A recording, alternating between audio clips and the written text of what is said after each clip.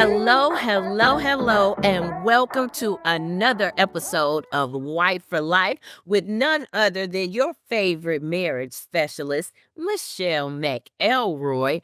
And joining me today, oh my goodness, we got the legal eagle, we got the phenomenal. I mean, this woman has been on countless panel discussions.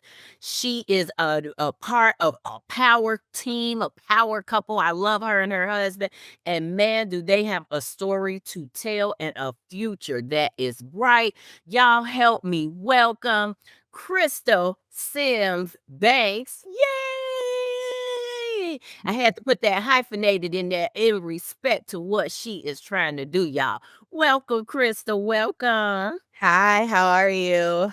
I am good. Thank you so much for your yes. Oh, no problem. You know I love y'all. I love you. So it was an easy yes. Oh, thank you, thank you. Well, we love y'all too. We feel like we got a new sister and brother in Chicago. So thank you so much for your love and your support. And listen, I know some things about you. Not everything, but I know some things about you. But why don't you give the listeners a little tidbit on who Crystal is?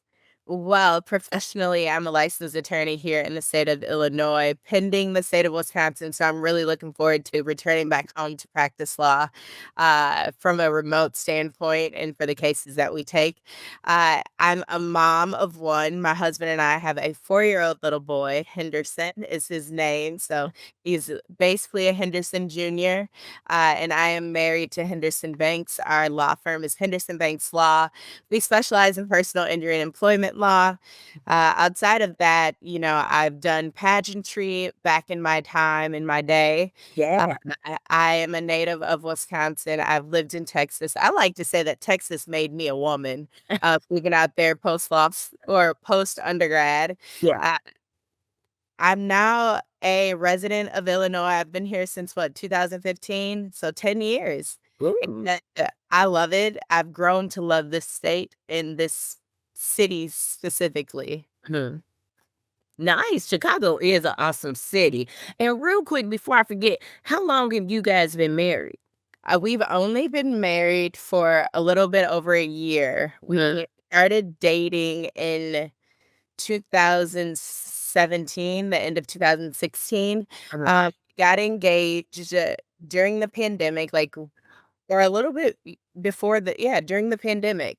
Yeah. And right before we found out that, or I didn't know we were getting engaged, but right before all of that, we found out that we were going to be having our son. So, yeah. So that changed the trajectory of things. Well, he still moved forward with the proposal, but it pushed the wedding back, especially with COVID and me and postpartum. I knew that I wanted to focus on my postpartum journey and not a wedding. Once I got pregnant with him, with our son. Yeah, that would have been a lot. So I understand and what great wherewithal to recognize that you had the bandwidth for one thing at a time. And postpartum is crazy. It's one of those things that a lot of people don't really shed a lot of light on. It's like, married or not, you can have a postpartum journey that is favorable or not. And so for me, I just wanted to focus on that.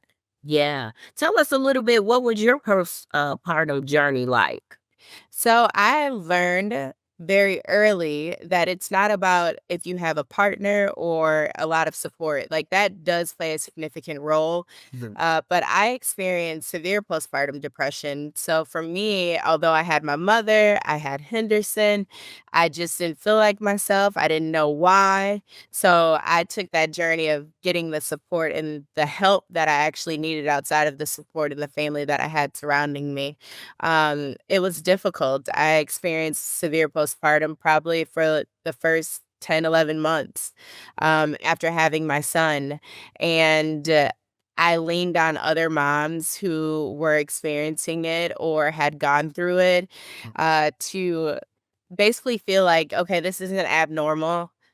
being an attorney, being a lawyer, school had always been my life. And so, like, just making that shift to where this human is now a part of your life, a significant role of your life, it was difficult to readjust and pivot, but we're here. So, grateful for sure, because like I said, I think in many communities, postpartum depression isn't spoken of. My mom said that after learning and understanding what I was going through, she said that she realized that what she felt may have been diagnosed as postpartum depression, but back in her time, it was just like, "Girl, you fine. Go and raise those, go and raise those kids. Like, you got a husband. Go and take care of them babies." So it was an eye opener for everyone around me, and definitely myself, to where now it's important for me to advocate for women who are experiencing postpartum depression.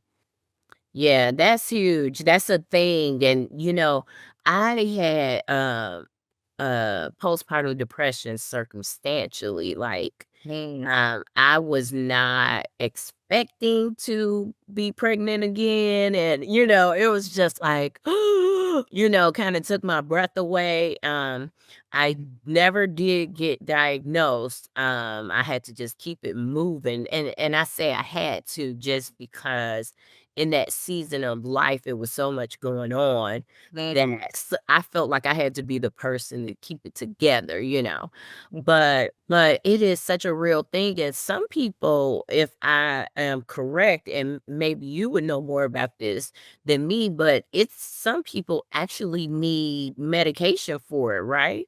Yeah, yep. So for me, I didn't necessarily go the medication route because I was breastfeeding, but some people need medication or it's like intense therapy. I was getting therapy at that time when I was post partum, about like 2 months, a month after I had my son. I realized that things were just not feeling normal. And so I was in intense therapy twice a week or as needed. I could call my therapist and say, "Hey, I need you right now. I need to talk. I need to talk. We need to figure some stuff out." But yeah, no, some women do need medication. And you read so many different stories in the media, right? So many different stories, and sometimes I just read those stories and I'm like, "That sounds like postpartum depression," and she probably didn't know what it was, because it's one of those topics that we do not, as a society, really focus on or talk about. Yeah, and especially not enough, and I feel like women's health is starting to evolve where now, because celebrities are beginning to speak out more about women's health issues, that now people are starting to give pause to it, right? But it could always be better.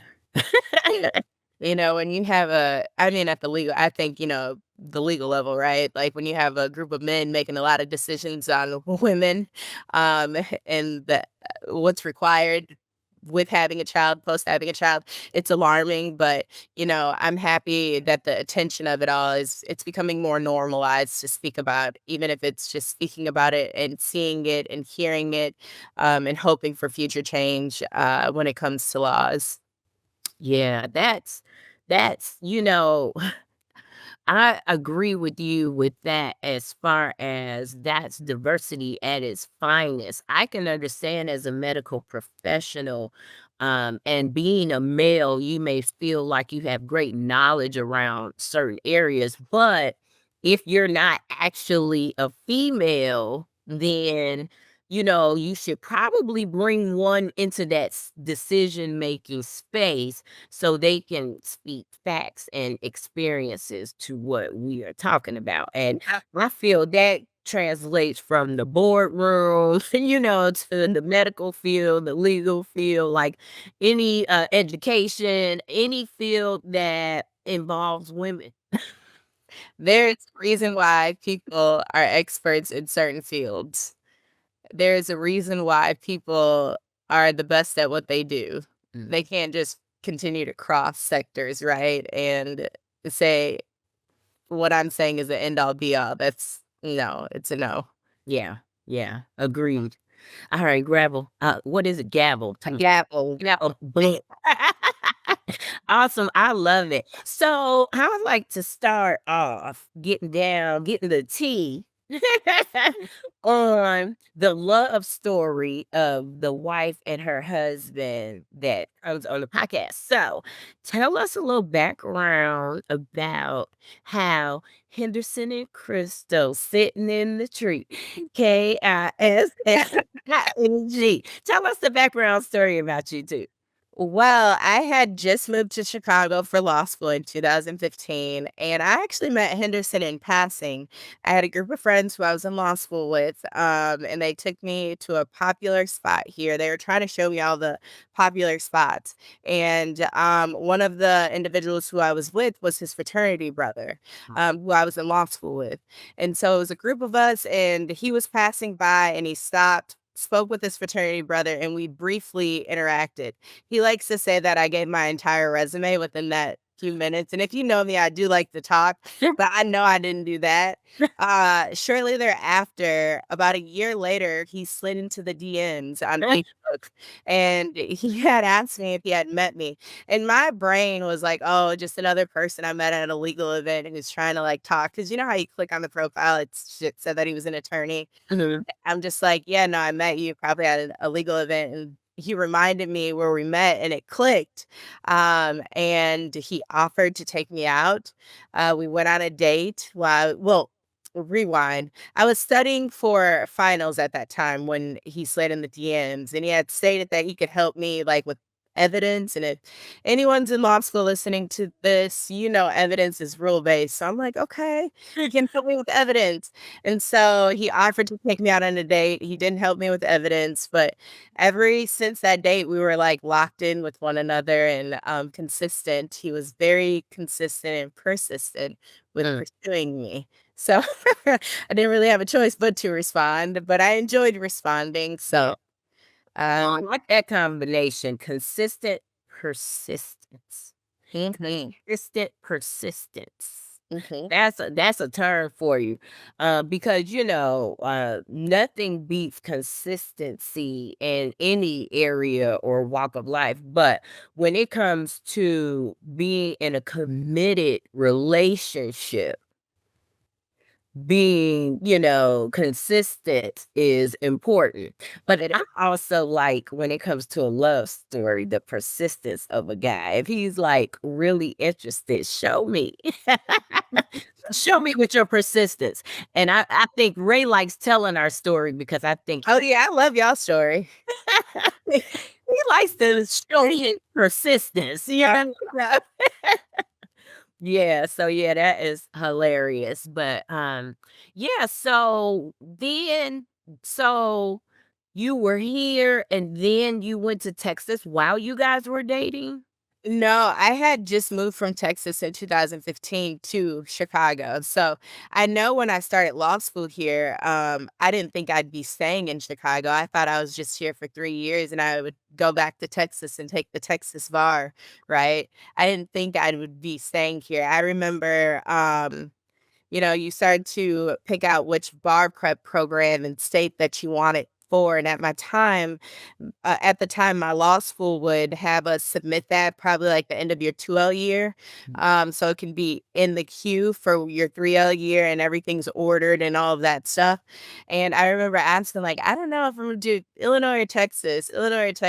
And he wasn't leaving Chicago or the state of Illinois. And so I said, okay, I'll just take the bar here. I did the math in my head. I said, well, if we make it to that point, we'd be together X amount of years, and I have a network here professionally, so it's not like I'd be losing if we don't make it to that point or that stage.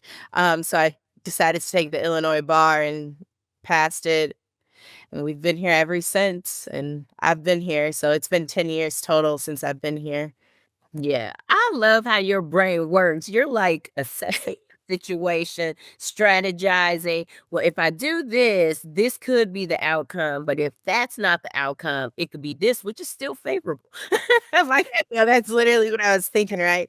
Because when I first moved to Chicago, it was super fast paced compared to what I was accustomed to. Being originally from the Midwest and then going to college here and then moving to Texas, it was a large area that I lived, but it wasn't as fast paced as Chicago, right? So when I moved here, I'm like, oh, it's a Midwest city, get to be closer to the family. And then like living here, I was like, oh, this is really fast paced. If This is different. yeah. So I'm like, oh, it's just temporary. But I like to say he laughed at my plans and created his own plans for me. Mhm. I think we all can attest to that. So, when you graduated Henderson or even before, or when you passed the bar even, Henderson was already an attorney? Yeah, he was already licensed. So when I met him, I think he had been licensed for about 2 to 3 years after. Like when we started dating, he had been licensed for about 2 to 3 years already. Okay. All right. So this is a big one. I just, feel like this is going to really help some people because there are some couples that feel like they could never, ever, ever work together. Like they would butt heads, it would cause conflict unnecessarily.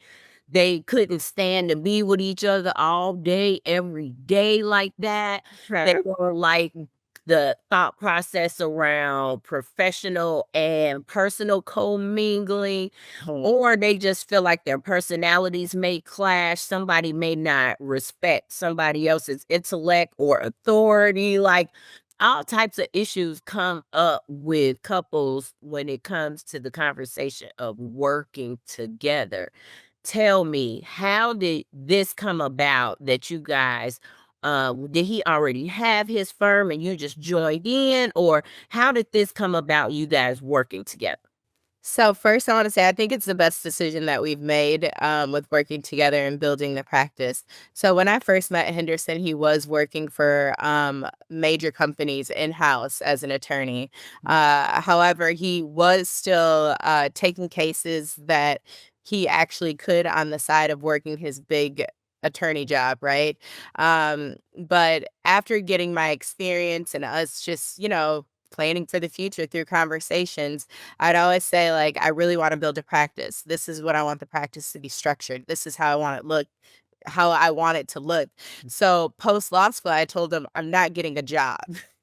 We're going to build this practice. We're going to make it to where we can retire you from your corporate job, and you come into a practice full time. So, though he had a great reputation with taking cases on the side, and he had a great legal reputation as an attorney in the companies that he worked for, the actual formation of Henderson Banks Law started post us being together and taking the bar and passing.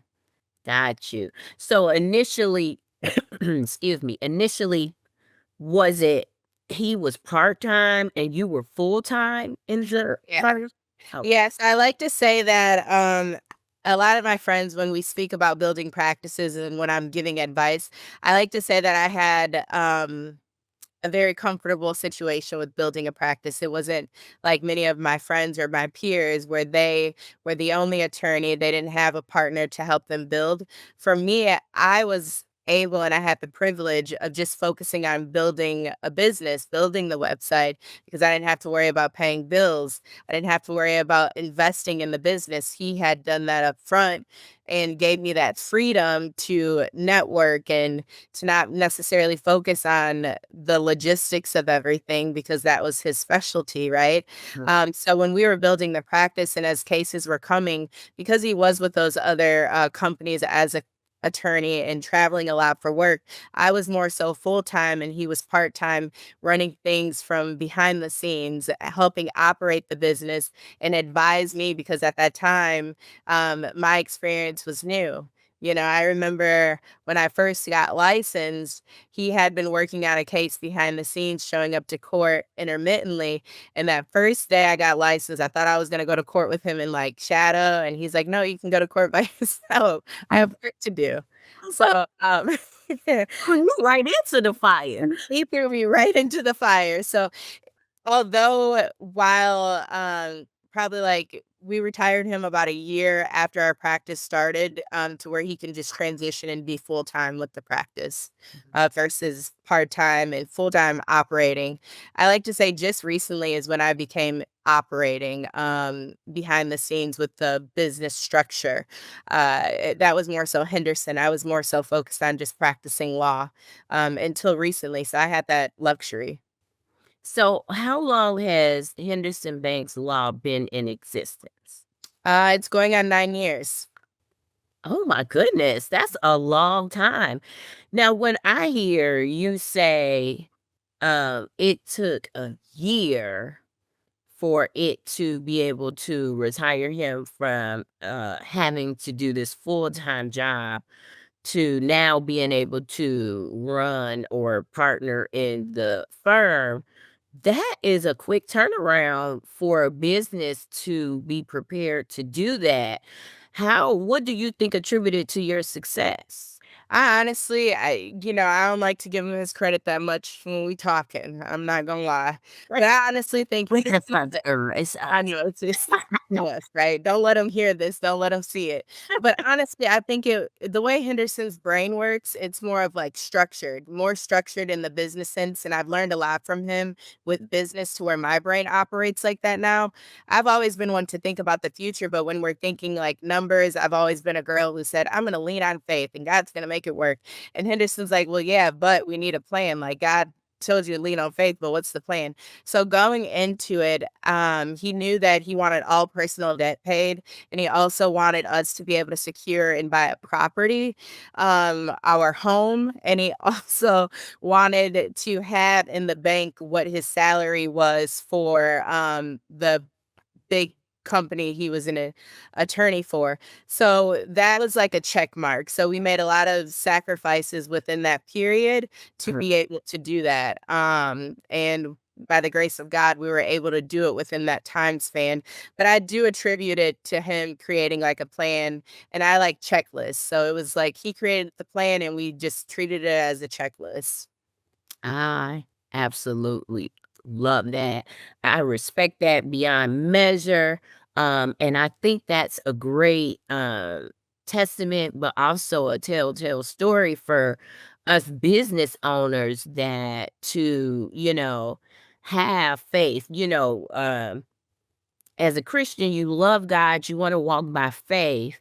But I am also a child of a chess player. And I don't mean just casual. My dad would compete. And so he is all about strategy. He always talks about strategy. And when I was young, it was annoying. It's Yeah. really annoying. When But I first got with Henderson, it was so annoying. It was so annoying.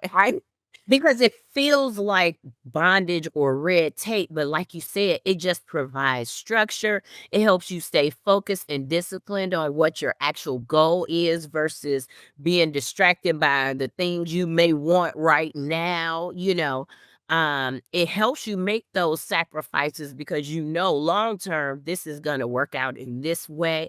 But I just think what I love about what I'm hearing you say is you guys recognize each other's strengths and you leaned into that and you capitalized on that. Mhm.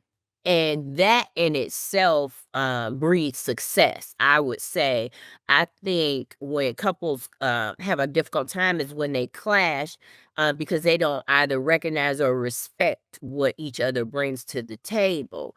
And oftentimes I find that people want you as their partner to think like them or to be like them or to do things like them. But actually, sometimes those subtle or glaring differences are the very reason why God brought you together so you could work as a team to accomplish said goal.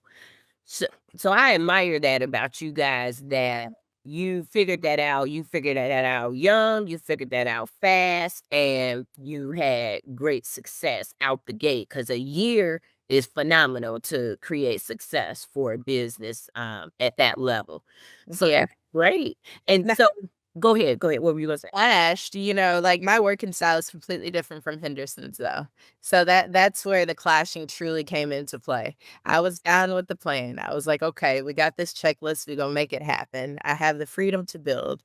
But our working styles are completely different. And I think we just had to appreciate the working styles because the results are the same, but we just work differently. I like to work and have like crime or a court case. I like to listen to trials or a crime show playing in the background. Oh, Likes it to be quiet. Like he likes it to be quiet. I don't like quiet. I feel like if it's really quiet, my brain is at my computer doing stuff, but it starts to like hop skip. Like I'll be reading something in a case and I'm like, oh my God, but when I'm just like something's playing in the background, it's like, you know, and I'm able to easily navigate. So we've had to adjust, even with some business decisions as we continue to grow. It's more of like adjustment, because to a degree, I've adopted his way of structure, right? When it comes to structuring the business.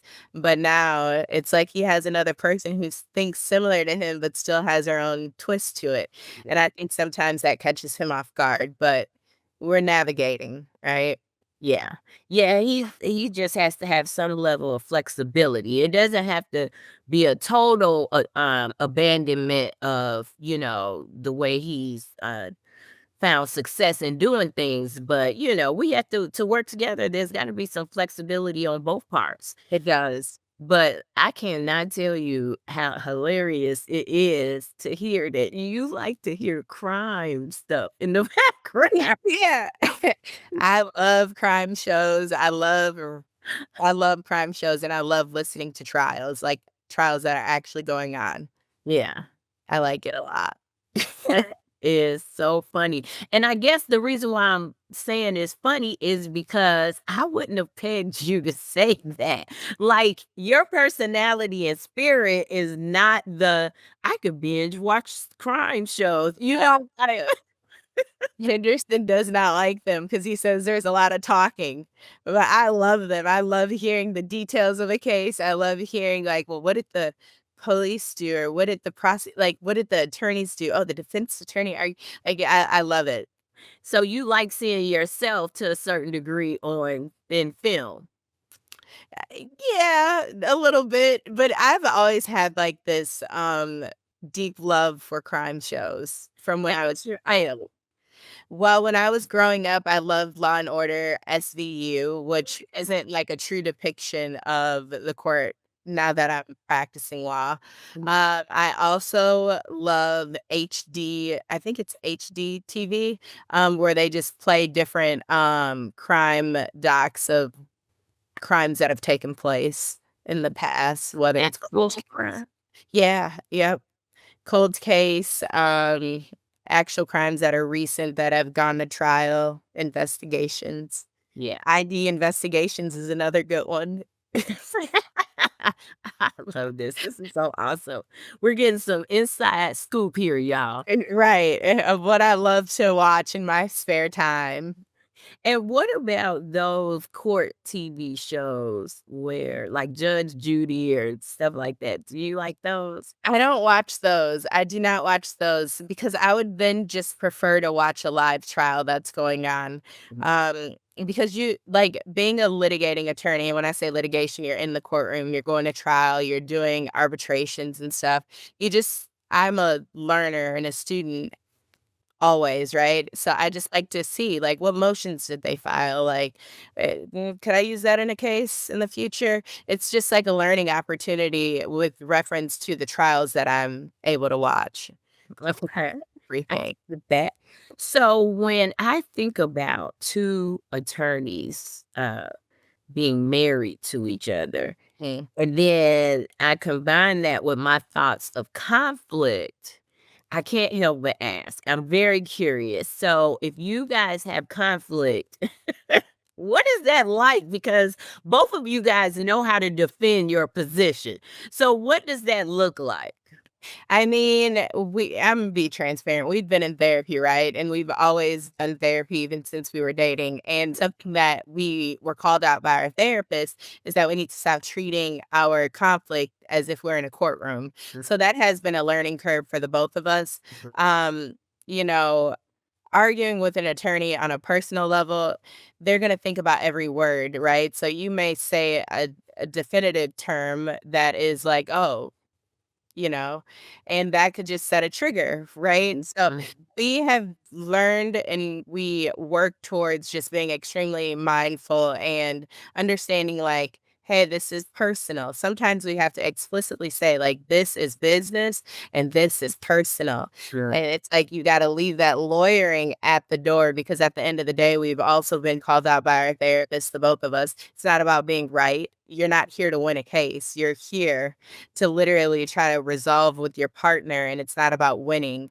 So, that's a learning curve for us because we do practice law together and we are together in personal life, real life. So just trying to like turn off that lawyering ear when we're listening to one another or having conflict because sometimes it's as simple as I may. And it's like, well, what do you mean you may? Like, did you do it? Did you not? What do you mean you may? Like, you should have done it. Like, and that's just like a simple term in the legal community that we take very serious. Yeah.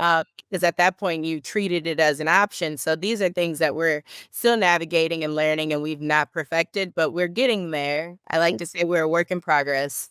Aren't we all? Aren't we all?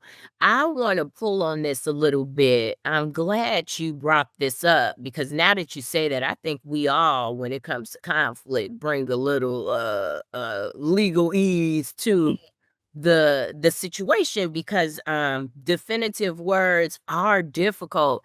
I also call them extreme words like always and never. Mhm. Those words now, and this is in this season of life for me such a pet peeve because now the issue is not the focus, this word is the focus. Yeah. Oh, so I always, oh, so Yeah. I never, so I never. So what you're saying right now is I never, ever, ever, not one time have I ever done. And now that's what we're discussing. We're not discussing the actual issue that was presented and that's on the table. And that's why I'm a big proponent and advocate for self work because once you realize that what you're doing in that moment is actually deflecting from the conversation that needs to be had, and therefore you're prolonging the resolution of said problem because we really didn't discuss the problem. We had to first break Yeah. down the desire for me to be perfect in my communication. And I will tell you earlier in my practice and my working with people, I used to say, "Hey, don't use words like always or never. That's going to trigger the person this and that." But now it's more focused on what are you doing as an individual so you don't get caught up on words like that. Because if you're doing your self-work, then yeah, you'll hear it and it may still cause you to have a reaction, but that could be an inner reaction to say, always, okay, let me dismiss always because I know it's not always. And let me try to focus on what they're actually trying to say. You know, Like that. I I like mean, that approach. that's next level. That's emotional intelligence. Seriously. Now we're not requiring perfection of our partner to be able to share and express what's hurting them.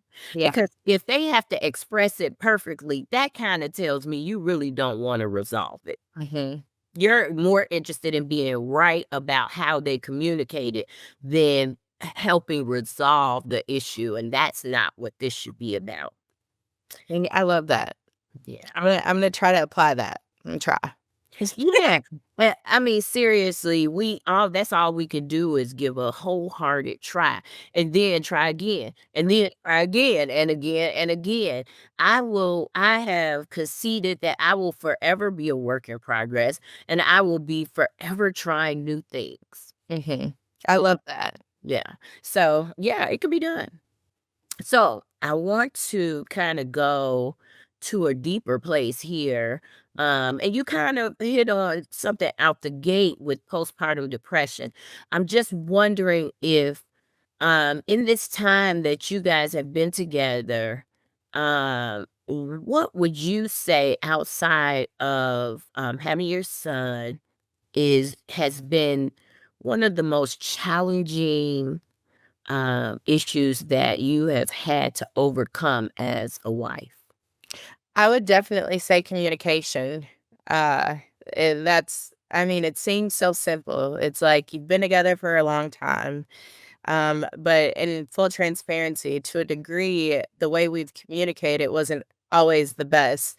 To where I have a tendency to, or I had a tendency to sometimes speak at people like I'm very stern, I'm very A type.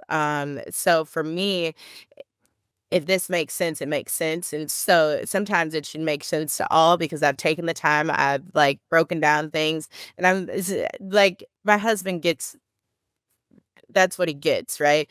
I'm a lot, softer with others in other situations, but I like to see results. So sometimes my communication isn't always effective for my marriage. My Sure. like professionally, it's effective. In the community to like advocate for others, it's effective, but it's not effective within my marriage. And same thing with him, his style of communication, viewing communication not as a punishment, but as something that you do when you're in a marriage or a serious committed relationship. That was something that he's had to overcome, to where, yeah, you do need to tell your partner where you're going, when you're going to be back. Did you arrive? You know, a lot of what I feel like, and as I talk to some of my friends, some men find that as a punishment. And it's like, that's not a punishment. It's like, as your partner, you should be willing to communicate these things. So I would definitely say communication has been the root of a lot of our issues that we've had in the life of our relationship. Yeah. Yeah, communication is hard. Y I don't feel like we have any type of training set up to help us know how to properly communicate within the confinement of a marriage, Yes. and within the confinement of a healthy relationship. We pick up cues as we're young from adults in our life. And as we get older, from peers and from others in our family and friendships and things like that. But even still, those skill sets still may not be applicable in your current relationship. And it's like a testing ground, constantly trying to figure out what works and what doesn't work. Some of the things that I feel like I'm hearing you say that I've worked with some couples with is just knowing what style of communication you have and what style your spouse has and how do those either integrate or impact each other. I'm a forward communicator. It sounds like you're a forward communicator. Ray is not. He's an indirect communicator.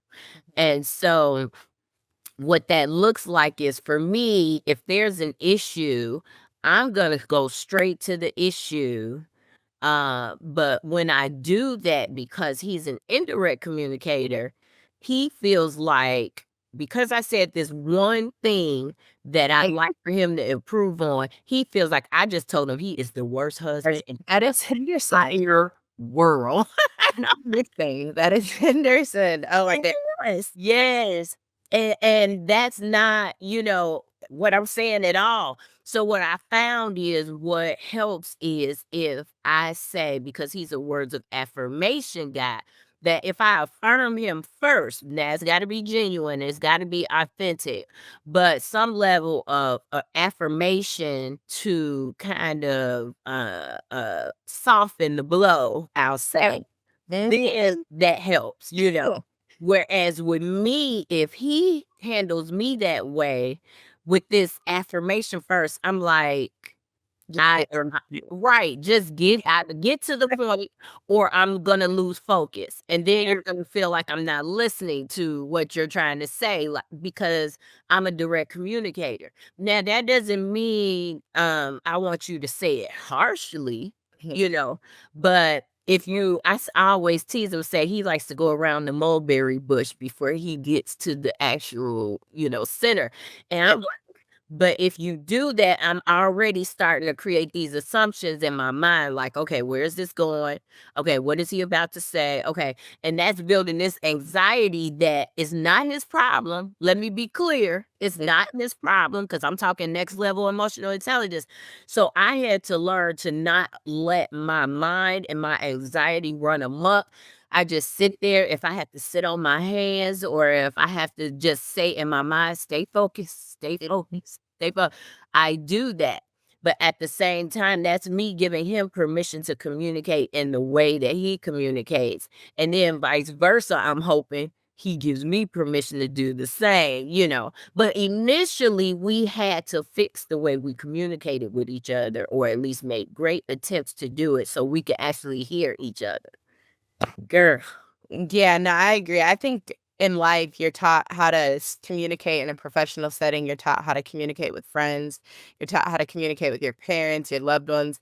But what you're not taught how to communicate is with your partner. Yeah. And I think that to a degree, society has said, well, you take all of those different facets and then you mold it into this. But that takes a lot of emotional intelligence. And a lot of the time, we're not equipped with that until we reach a certain peak of life. Uh-huh. And so that is definitely something that I think everyone's constantly working on, whether they'd like to admit it or not, whether you are a public speaker, whether it doesn't matter your profession, you're constantly working on how to communicate. Yeah. Yeah, because how many people do you know that are great with others, but personally they are struggling in their marriage? Uh, a lot. Many, right?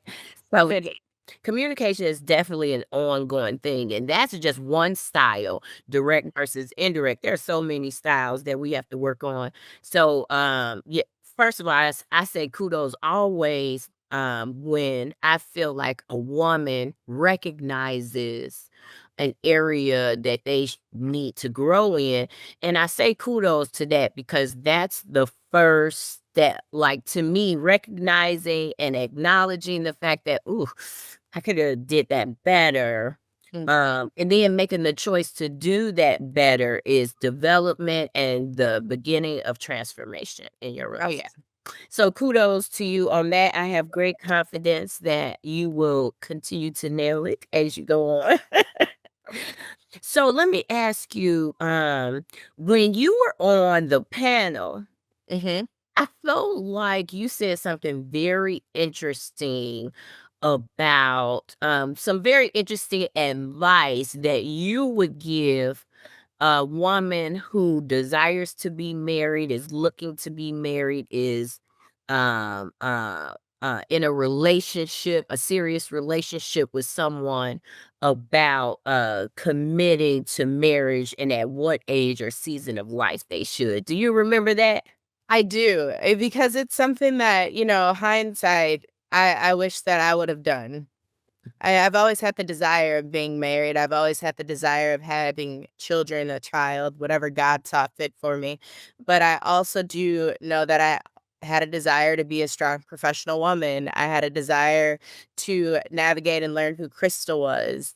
And so that advice that I wish would have been given to me is to focus on my individuality Mhm. at that early 20s stage, early in college, when you're navigating who you are, you're newly released from the control and the comfort of your parents. You saw how I did control and comfort because it's both. And sense of freedom. So, I've always advised my younger cousins, if God puts it on your heart to do it soon, then you follow because that's your relationship with God. However, it's important to know yourself. And I just truly believe that to a degree, someone in their early 20s, they're still navigating. Do I know young individuals who have gotten married in their early 20s and are doing great? Absolutely. But I also know that they've exhibited strong faith. They are in a position to where it seems like they know themselves very well. But yeah, my advice has always been to, if you don't know yourself, don't jump into these different roles, because as a woman who waited to have a child at the age of what, 31, um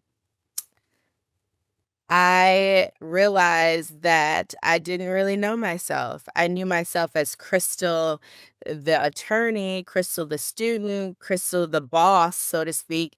But as a mom, that's a new factor. And then it's like, oh, now I'm throwing the title of a wife in there.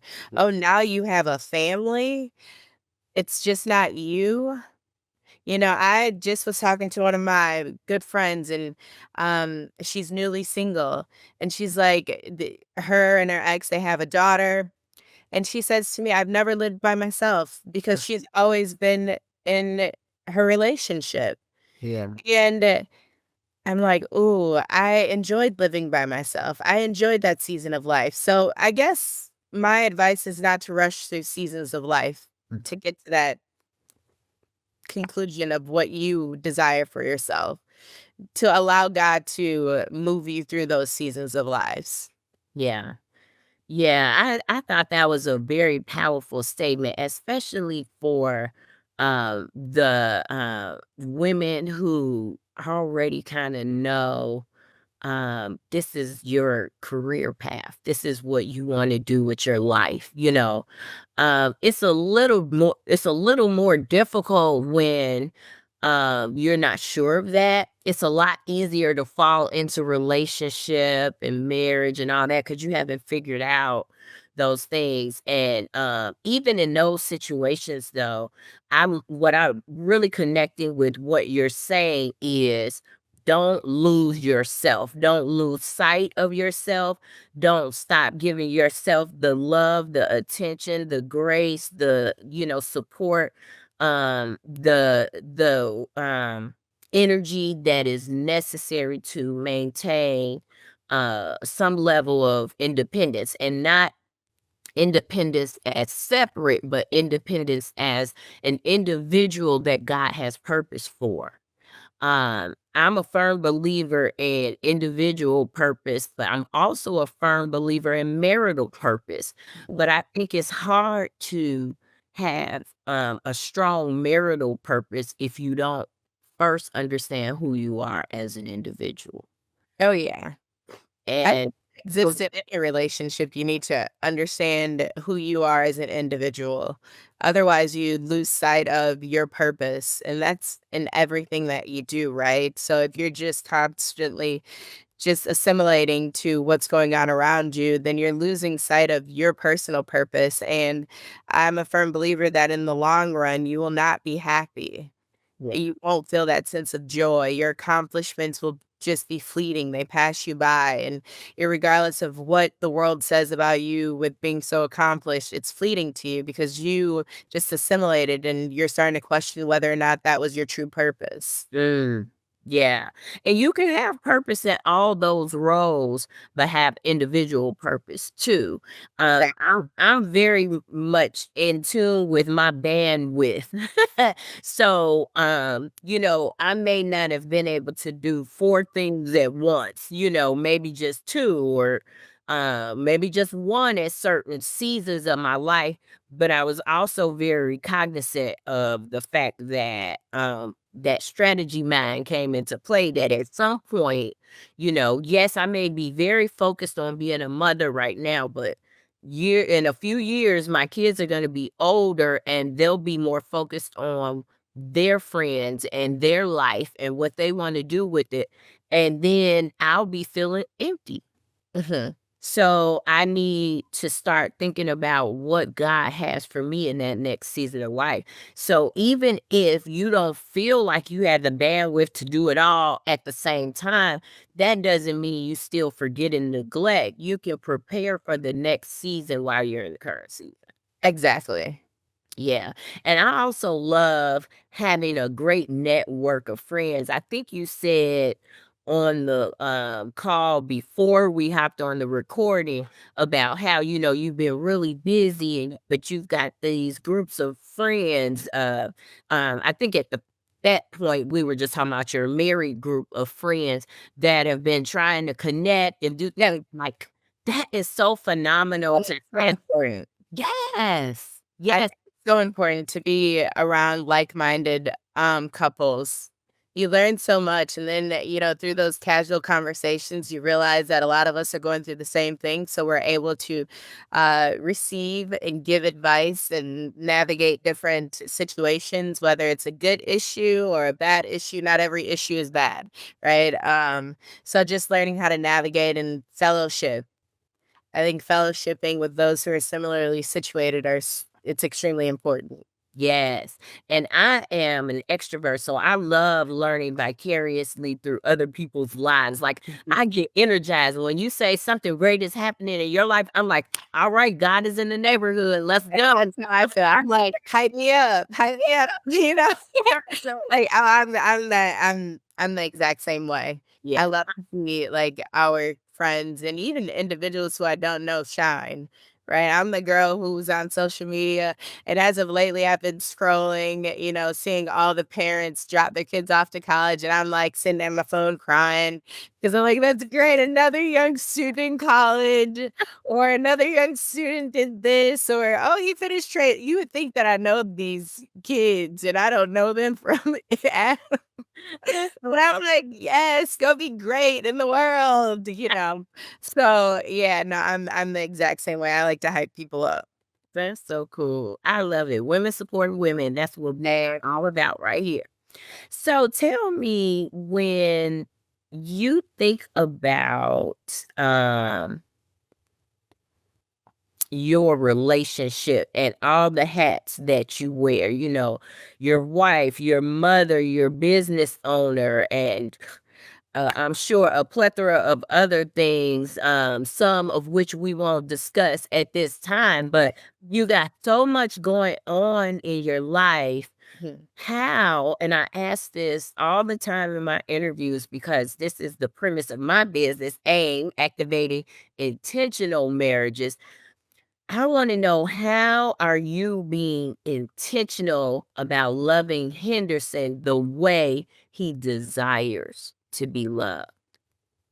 Hey, it's one of those things that I'm still learning and still learning how to balance everything. I wouldn't say that I'm receiving, if this is a grading scale. I wouldn't say that I'm getting an A plus or I've tallied. That's what we used to say in law school. The I is great. I haven't tallied that course yet in my marriage. But I'm learning how to constantly reprioritize, and that is a struggle, especially when you have a toddler who's like super codependent and you have businesses and you're in charge. But I'm learning just to reprioritize and become more intentional with the things that he's communicating. Like I said, I haven't perfected it, and I won't even present it as if I perfected it, right? Yeah. However, it's something that I'm learning as we navigate these different chapters. And I'm realizing that to a degree, I have to continue to put more intent into perfecting it with everything that's to come and with everything that we currently have going on. Yeah. Yeah, and, I will tell you, I feel like toddler season is the most difficult season of life because how dependent they are on us for everything. And, like, I celebrated every milestone. Like, when my kids could sit up in the bathtub, I'm like, "Woo! Now my bath, I can rest," or you know what I'm saying? Like, those were small milestones, but those are huge when it comes to a step toward them being more independent. So I get that. Would you say, though, that there's one thing that you and Henderson would say, but she gets this right when she does this, and I know it's for me and about me? He likes home cooked meals. Mm. So I make sure if it's a week, he's probably getting 4 to 5 home cooked meals a week for dinner. Fresh, like per night? He doesn't like leftovers. He'll eat them for lunch. So that is a priority, that I actually think that if I haven't I tallied that class, I'm gonna say I do a good job at that. And like, high five. No, he likes home cooked meals, so it doesn't matter how busy I am. I always make a home cooked meal. There it is. I Yeah, remember that. out to dinner, or I put him on notice that we're gonna eat out. Mhm. Okay. But outside of that, that's a home cooked meal. And he, like I said, he does not like leftovers. I could eat the same leftover over until it's completely gone because what food are you wasting? He's like, I had it for lunch. Like, Yeah. Yeah. we can have it tonight. I I girl, I love that Ray likes leftovers. he But like, I will tell you, my kids did not. So it was very hard for me when they were growing up because I have 4. So I'm already juggling my schedule and trying to get you and you at different places at the same time and, scheduling drop off and pick up and all things. We probably ate out a lot more than Ray would like. I would say that. But he was he gave me a lot of grace when it came to that because he worked out of town a lot. So, yeah. yeah. So awesome. I love the fact that you carried that. You Yeah. carried something, You get a home cooked meal, good home cooked meal. I enjoy cooking. I enjoy it. I like trying to cook different things. And there's only one thing that we joke about that I haven't tried to redeem myself with cooking. So Hey, what's that dish? I ain't even about to say. What did you say? I was in law school at the time. I think it was like my second year of law school. It better not be fried chicken. No, I wasn't. Okay, okay. I can cook a whole Thanksgiving meal, dress and all that. Okay. I was gonna take your black card. I was gonna say, Nah, I ain't gonna take that from me. I can cook all that. It was crazy. It was an ingredient that I should not have used, but he was a trooper, right? So this is when we were dating. This is a funny story. I'm gonna Like my second year of law school, I said, "Oh, I'm gonna go and I'm gonna make us this meal." Trust me, y'all, it wasn't nothing that you would eat every day, like our common meals in the community. Right? okay. I'm making the meal. It was a seafood lasagna. Okay, that's what I wanted to make the homemade sauce. Okay, and at this time, I knew how to cook, but I knew how to cook like the traditional meals that I grew up on, like mac and cheese, dress. I knew how to do that, but this was something different. Hmm. And I made it, put too much salt. God bless me. Put too much salt in it, and we're sitting there eating it. And this is how I was like, oh, he liked me because he was still eating it. And I think I were yelling. my blood pressure like going up. I said, I looked at him, I was like, "I can't eat this." And then he looked at me, I said, "This is salty." And he was like, "Yeah, I can't eat it either." He probably was so relieved, like, "Oh, thank you, God." Oh god. But I'm like, I couldn't eat it. I just as soon as I took the first 2 bites, I'm like, "Ooh, blood pressure high." That's awesome. He did really like you because he was gonna suck it up. He was all suck it up. He was. That's so cool. Okay, last question. Yeah. So, the name of the podcast is Wife for Life. And I love to hear what my guests say when they think of that term. What is a wife for life? What does she look like? What does she sound like? What does she act like? What from your perspective is a wife for life? From my perspective, I definitely just think a wife for life is someone who's willing to go through life with their partner. Mhm. I think so many times when people think like something for life, they attribute it to negative hurdles that you overcome. But every hurdle, what I'm realizing in a marriage is not per se negative, right? It could just be, you like to do things one way, he likes to do them a different way. So just when I think of wife for life as a wife, it's going through life side by side and knowing that, hey, we will tackle every hurdle together. And I'm not going to abandon you. I'm not going to leave you. And I expect the same commitment from you.